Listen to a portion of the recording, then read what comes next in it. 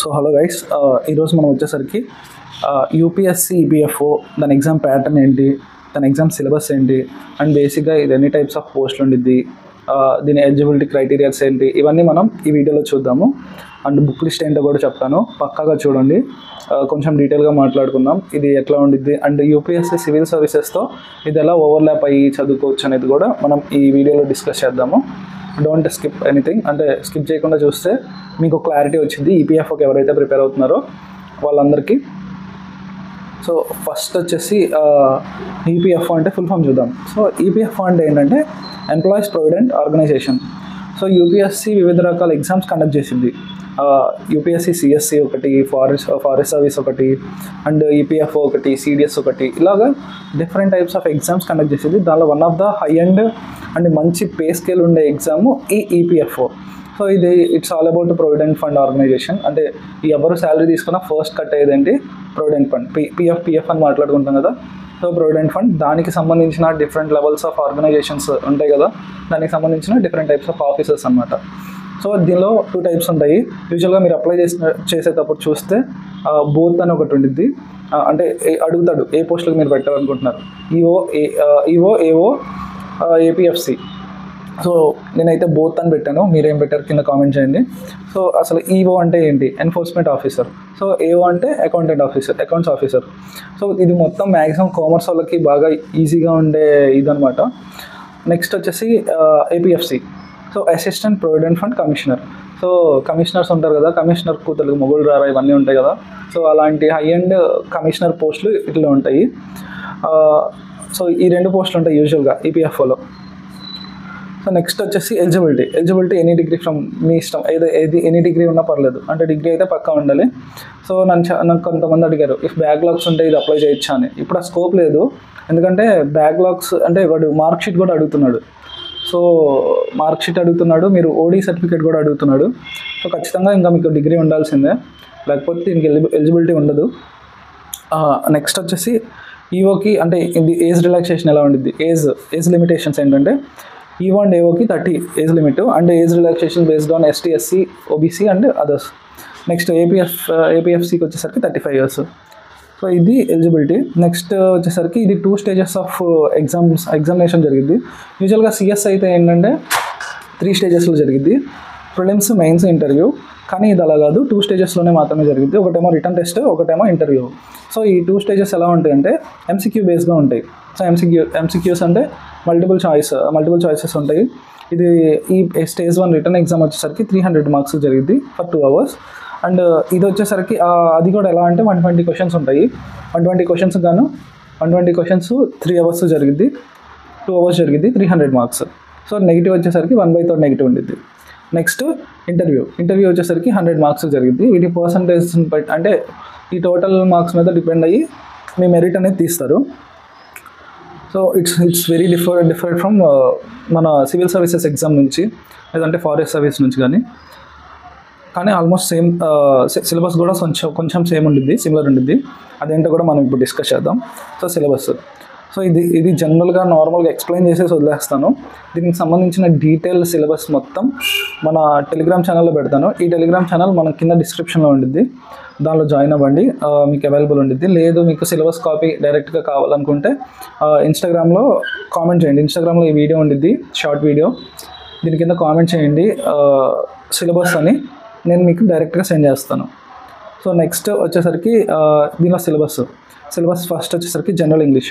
So general ఇంగ్లీష్లో ఏమేమి ఉంటాయంటే జనరల్ ఇంగ్లీష్లో parts of speech, antonyms, synonyms, ఇంకా డైరెక్ట్ ఇండైరెక్ట్ స్పీచెస్. ఇంకా జనరల్ ఇంగ్లీష్ ఏముంటాయి, one word substitutions, structure of sentences అంటే ఇంకా ఇంక్లూడ్ అయ్యి వస్తాయి. Next adjectives, prepositions parts of speech కింద మొత్తం వస్తాయి. కాంప్రిహెన్షన్స్, ఇడియమ్స్, ఫ్రేసెస్ ఇవన్నీ ఉంటాయి. నెక్స్ట్ వచ్చేసి ఇండియన్ ఫ్రీడమ్ స్ట్రగుల్. సో ఈ ఇండియన్ ఫ్రీడమ్ స్ట్రగుల్ అంటే మోడర్న్ ఇండియా కింద వచ్చింది. డిక్లైన్ ఆఫ్ మొఘల్ ఎంపైర్ నుంచి మనకు freedom struggles and post freedom struggles వరకు మొత్తం ఉంటాయి. మొత్తం ఒకసారి చూసుకోండి. నెక్స్ట్ వచ్చేసరికి current events and development issues అంటే మీకు కరెంట్ అఫైర్స్ లెక్కే చూసుకోవాలి. ఇంకా ఈ కరెంట్ అఫైర్స్లో ఏమేమి కావాలో ఇంకా డీటెయిల్గా కావాలంటే ఈపీఎఫ్ఓ సిలబస్ అని కామెంట్ చేయండి. అది మెజారిటీ కనుక వస్తే నేను దీనిలో కూడా సబ్ పార్ట్స్ ఉంటాయి కదా, అంటే ఇంగ్లీష్లో ఏమేమి ఉంటాయి, పార్ట్స్ ఆఫ్ స్పీచ్, ఇలా కూడా ఈ సిలబస్ నుంచి కూడా చాలా డీటెయిల్ వీడియో చేసుకున్నాము. కాకపోతే యాజ్ పర్ డిమాండ్, అంటే నేను ఎందుకు కామెంట్ చేయమని అడుగుతున్నానంటే నాకు టైం వేస్ట్ అవ్వద్దు, మీకు టైం వేస్ట్ అవ్వద్దు. So demand and supply theory అనమాట. డిమాండ్ ఎక్కువ ఉందంటే నేను దాన్ని సప్లై చేయగలుగుతాను, అంటే నేను ఒక వీడియో చేసి పెట్టగలుగుతాను. సో లేదంటే నాకు టైం వేస్ట్ అవ్వదు కదా. సో ఇప్పటికే టైం అనేది చాలా మేనేజ్మెంట్ చేసి నేను ప్రిపేర్ అవుతూ నా తోటి ఆస్పిరెంట్స్కి హెల్ప్ అవుతుందని చెప్పి చేస్తున్న చిన్న చిన్న ప్రయత్నాలు ఇవి. So that's it. ఇంకా దాని మించి ఇక్కడ వచ్చేది లేదు, పోయేది లేదు. సో అది మీకు అర్థమవుతుంది అనుకుంటున్నా. సో అందుకే కామెంట్ చేయమని అడుగుతున్నాను. యాజ్ పర్ ద డిమాండ్ నేను నెక్స్ట్ వీడియో చేస్తాను. Okay. Next Indian polity. So Indian polity తెలిసిందే కదా. ఇండియన్ పాలిటీలో నార్మల్ ఇక గవర్నెన్స్, ఇండియన్ ఫ్రేమ్వర్క్, లేదంటే parliament, judiciary, executive, legislative, local bodies, local governance, miscellaneous topics, ఇంకా constitution, non constitutional bodies. So ఇలా Indian పాలిటీలో ఉంటాయి. నెక్స్ట్ ఎకానమీ వచ్చేసరికి basic economy, demand and supply theories అనుకోవచ్చు, మానిటరీ పాలసీస్ అండ్ మిగతా policies ఏముంటాయి అవి. ఇలా ఎకానమీకి సంబంధించిన సిలబస్ ఉండిద్ది. నెక్స్ట్ అసలు కథ ఇక్కడే మొదలైంది, general accounting principle. So general accounting principle మీరు ఒకవేళ బీకామ్ వాళ్ళు అనుకోండి, ఇవంతా చాలా ఈజీ. ఇంకా జనరల్ అకౌంటింగ్ ప్రిన్సిపల్, నేను కూడా బీకామే. సో చాలా జనరల్గా ఉంటాయి మొత్తం. ఎలా అంటే introducing of accounting, so zonal అంటే ఏంటి, లెడ్జర్ అంటే ఏంటి, థియరీ బేస్ ఎక్కువ ఉండిద్ది అకౌంటింగ్లో. సో అదంతా ఇక్కడ కవర్ అయిపోయింది. బిల్స్ ఆఫ్ ఎక్స్చేంజ్ అని, సో డెబిటా, క్రెడిటా, అసెట్సా, లయబిలిటీయా, దాన్ని ఎటు పక్క రాయాలి, ఎక్స్పెన్సెస్ ఇటు రాయాలి, ఒకవేళ ఖర్చులు ఎలా ఇటు రాయాలి. సో ఇవన్నీ మీకు బేసిక్ అకౌంటింగ్ థియరీలో మీకు కవర్ అయిపోతాయి. అండ్ దీనికి సంబంధించిన ఏ బుక్ చదవాలో కూడా మనం నెక్స్ట్ డిస్కస్ చేద్దాము. నెక్స్ట్ వచ్చేసరికి ఆడిటింగ్, అంటే దీనిలోనే ఆడిటింగ్ గురించి ఉండిద్ది. ఇంకా ఆడిటింగ్ అంటే ఏంటి, దానికి సంబంధించిన రిలేటెడ్, అంటే ఈ అకౌంటింగ్ అని ఎందుకు వచ్చిందంటే మనం మాట్లాడుకుంటుంది పిఎఫ్ గురించి. సో శాలరీలో ప్రొవిడెంట్ ఫండ్ గురించి మాట్లాడుకుంటున్నాం కాబట్టి ఇంకా సెన్స్ ఆఫ్ అకౌంటింగ్లో మేము బాగా చదువుకుంటాం అనమాట. ఈ అకౌంటింగ్లో ఈ ప్రొవిడెంట్ ఫండ్ గురించి, మిగతా శాలరీస్ ఇచ్చే బేస్ మీద ఎట్లా వస్తాయి అని చెప్పి మాకు చాలా బేసిక్గా ఉండిద్ది. బీకామ్ వాళ్ళకి చాలా, అంటే ఒకసారి చూసుకుంటే అర్థమైపోయింది అనమాట. ఓకే దీనికి రిలేటెడ్ అన్నట్లే ఉంటాయి మొత్తం. సో పెద్ద ప్రాబ్లం ఉండదు. నెక్స్ట్ వచ్చేసి industrial relations and labour laws. So ఇది కూడా మొత్తం అదే. ఈ ఇండస్ట్రియల్కి సంబంధించి ఇంకా మీకు అంటే బేస్డ్ ఆన్ ఇండస్ట్రీస్లో ఏమేమి జరుగుతాయి అండ్ రిలేషన్స్ ఎలా ఉంటాయి. లేబర్ లాస్ చెప్పాను కదా, లేబర్ లాస్కి శాలరీ దానికే ఇస్తాం కాబట్టి సో దానికి సంబంధించిన లేబర్ లాస్, మినిమం ఎథిక్స్ ఎలా మెయింటైన్ చేయాలి, ఈ శాలరీ బేస్లో కానీ ఎంప్లాయీస్ని ఎలా చూసుకోవాలనేది, ఈ బేసిక్ రిలేటెడ్ థింగ్స్ ఉంటాయి దీనిలో. సో లేబర్ లాస్ అంటే ఇంకా రిలేటెడ్ టు దట్ టాపిక్స్ ఉంది. నెక్స్ట్ వచ్చేసి general science, knowledge on computer application. So general science అంటే ఏంటి, జనరల్ సైన్స్లో ఫిజిక్స్, కెమిస్ట్రీ, బయాలజీ, ఇంకా basic science and technology, space technology. So ఈ రిలేటెడ్ ఇన్ఫర్మేషన్ మొత్తం మీరు జనరల్ సైన్స్లో నేర్చుకోవాలి. నెక్స్ట్ ఇది నాలెడ్జ్ ఆన్ కంప్యూటర్ అప్లికేషన్ అంటే చాలా బేసిక్ ఇంట్రడక్షన్ ఆఫ్ కంప్యూటర్స్, లేదంటే shortcut keys, hardware and software, memory, OS, operating systems, so computer network. So దీనికి రిలేటెడ్ ఇన్ఫర్మేషన్ మొత్తం మీరు చూసుకోవాలి. Next general mental ability and aptitude.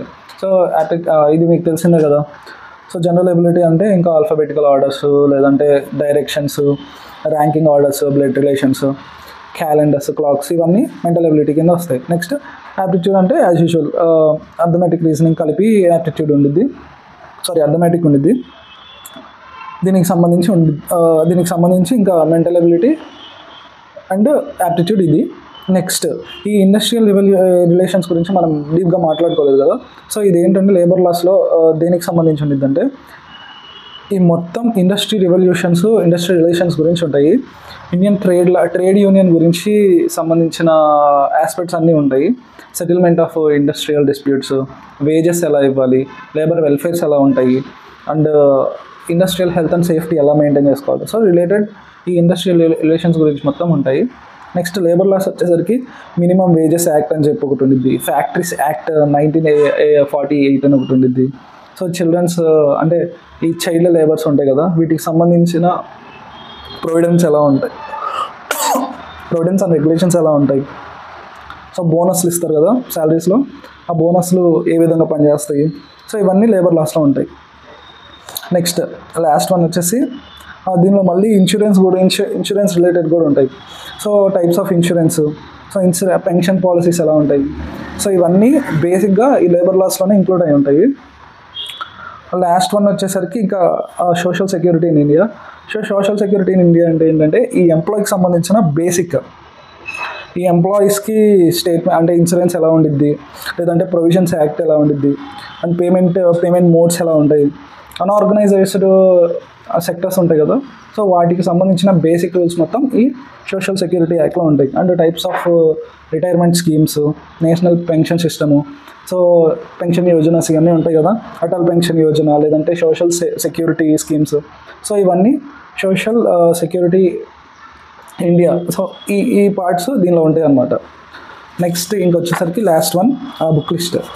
So ఈ book list నేను ఎలా రాశానంటే common things related to UPSC, అంటే కామన్గా యూపీఎస్సీతో ఓవర్లాప్ అయ్యే రాశాను. సో అందరూ బేసిక్గా అందరూ మన సివిల్ సర్వీసెస్కి ప్రిపేర్ అవుతారు కాబట్టి దాని ఓవర్లాప్ అవుతూ రాశాను. చూడండి, first polity, economy, history, CA. So ఇవి మాత్రం కామన్గా యూపీఎస్సీ సిఎస్సితో ఓవర్లాప్ అవుతాయి.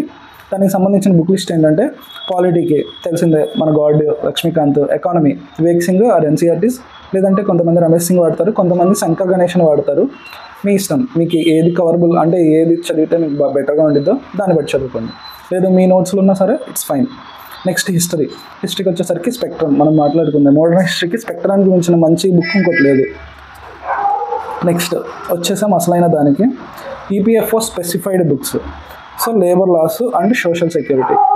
సో దీనికి ఈ లేబర్ లాస్ అండ్ అకౌంటింగ్కి అండ్ ఇండస్ట్రియల్ రెవల్యూషన్కి ఒక బుక్ ఉంది. ఆ బుక్ నేను ఒకసారి వెరిఫై చేసి రివ్యూస్ ఎలా ఉన్నాయి మొత్తం చూసి నేను ఇంక్లూడ్ చేస్తాను. దాని గురించి ఒక చిన్న షార్ట్ చేస్తాను. స్టే ట్యూన్డ్, దానికి సంబంధించి కూడా ఒక చిన్న వీడియో చేద్దాం. ఒకవేళ బాగుంటే will go with that. Okay, labour laws and social security. దీనికి మనం చదవాల్సింది bare act and its summaries, అంటే లేబర్ వెల్ఫేర్ నోట్స్ అని చెప్పి మనకి ఆన్లైన్లో అవైలబుల్ ఉంటుంది. సో దీనికి సంబంధించిన ఏ బుక్ దొరికినా సరే మనం మన టెలిగ్రామ్ ఛానల్లో పెడతాము. కింద డిస్క్రిప్షన్లో లింక్ ఇస్తాను, వెళ్ళి జాయిన్ అవ్వండి. అండ్ ఈ ఫొటోస్ కూడా, ఈ పీడిఎఫ్స్ కూడా మీకు నేను పంపించడం జరిగింది మన టెలిగ్రామ్ ఛానల్లో, చూడండి. Next accounting principles. దీనికి basic NCERTs 11th commerce accountancy అని చెప్పి బుక్ ఉండిద్ది. ఈ పీడిఎఫ్ మన టెలిగ్రామ్లో పెడతాను, ఒకసారి చెక్ చేసుకోండి. అండ్ దీంతోపాటు టీఎస్ గ్రావల్ బేసిక్స్ అని చెప్పి ఉండిద్ది. And హరియాంత్ CA foundation level materials ఉంటాయి. సో ఇవన్నీ ఎనఫ్, ఇవి మీరు స్పెసిఫిక్గా చేసుకుంటే నాకు తెలిసి సరిపోతుంది. Next industrial revolution, notes from labour welfare. So labour welfare నుంచి నోట్స్ సరిపోతుంది, లేదు ఇంకొంచెం కావాలనుకుంటే ఐఆర్ ఆప్షనల్ నుంచి మీరు ఎక్స్ట్రాక్ట్ చేసుకోవచ్చు. అంటే బేసిక్గా అన్నీ ఒకే చోట ఉంటాయి, మీరు వెతుక్కోవాలి. ఇంకా దీనికి సంబంధించిన ఏ ఇన్ఫర్మేషన్ అయినా సరే, ఏ పీడిఎఫ్స్ అయినా సరే, ఏదైనా దొరికిన నేను టెలిగ్రామ్లో పెడుతుంటాను. నోటిఫికేషన్ ఆన్ చేసుకోండి, మన ఛానల్ది ఆన్ చేసుకొని చెక్ చేసుకుంటూ ఉండండి. ఖచ్చితంగా యూస్ఫుల్ ఇన్ఫర్మేషనే ఉంటుంది, టైం వేస్ట్ ఏముండవు. అండ్ యూపీఎస్సీ బేసిక్ ఎన్సీఆర్టీస్ నుంచి ఫుల్ స్టాండర్డ్స్, కొత్త స్టాండర్డ్ ఎడిషన్ వరకు మొత్తం మన టెలిగ్రామ్ ఛానల్లో ఉంటాయి. ఒకసారి వెళ్ళి చెక్ చేసుకోండి. అండ్ మీకు దేని మీద ఇన్ఫర్మేషన్ కావాలో నెక్స్ట్ పోస్ట్ చేయండి, కింద కామెంట్ చేయండి, నెక్స్ట్ వీడియో దాని మీద చేద్దాము. Last one basic computer. So basic knowledge అనమాట. ఇది మీకు ఏ ర్యాండమ్ బుక్ అయినా ప్రాబ్లం లేదు. నేనైతే లూసెంట్ కంప్యూటర్ అవేర్నెస్ బుక్ అని చెప్పి ఒకటి ఉంటుంది, మీరు దాన్ని రిఫర్ చేశారనుకోండి మీకు అంటే మంచి ఇన్ఫర్మేషన్ వచ్చింది. లూసెంట్ వాజ్ ఆల్వేస్ చాలా ప్రిసైజ్ చేసి ఇస్తాడు, మీకు మంచిగా ఉండిద్ది. సో ఇదనమాట basic information on EPFO. So ఎలా ఉందో కామెంట్ చేయండి. నెక్స్ట్ దేని మీద చేద్దాము వీడియో అనేది చేయండి, దాన్ని బట్టి మనం చూద్దాము. Thank you so much.